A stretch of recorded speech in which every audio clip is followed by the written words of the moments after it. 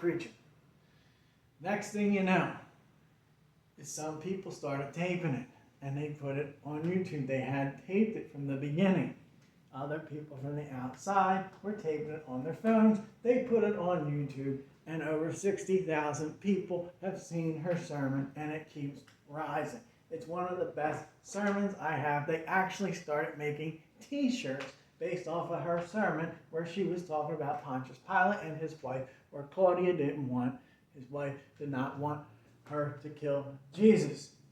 And it says, "Be a Claudia," as I think that's what it says on the shirts. They're selling shirts now because this sermon was so great. They tried to destroy her. They tried to push her down. They tried to make her not be able to preach this sermon because they didn't want a woman up there, especially a woman that can preach like the wind.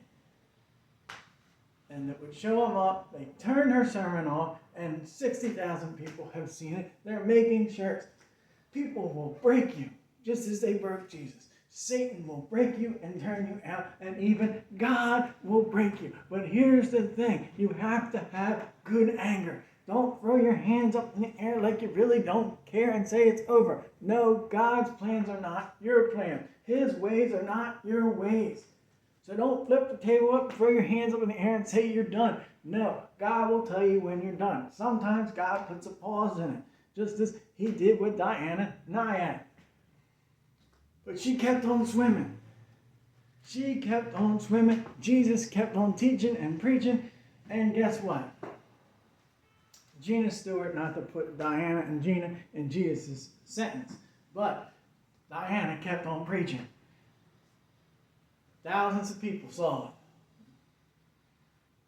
People will break you.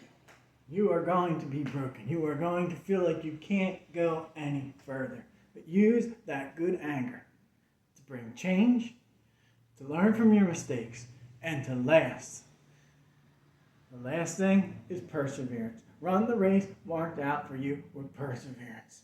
They broke him and they killed him. But guess what? On the third day, as he said, "Not in my Father's house," the Father raised him, raised him, raised him, raised him, raised him. And because the Father raised him, raised him, raised him, raised him, because the Father raised him, raised him, raised him, I can't say it enough, the Father raised him. Jesus can mend you when you are broken. He may break you. Satan will break you, try to break you. And people will try to break you. But guess what? When you are broken, Jesus will mend you. He's the perfect potter. As the Spirit of the living God, because he was raised, he can mend you. Spirit of the living God. That is what he did. They broke him. They will try to break you. But Jesus will break you as well. But he will mend you back together and make you afresh, make you better than before. He will make you better than before. That's why we need that good anger. Again, good anger causes change. We need changes in a lot of things. Good anger causes us to give us perseverance, and energy, and motivation, and last, good anger will cause us to learn from our mistakes.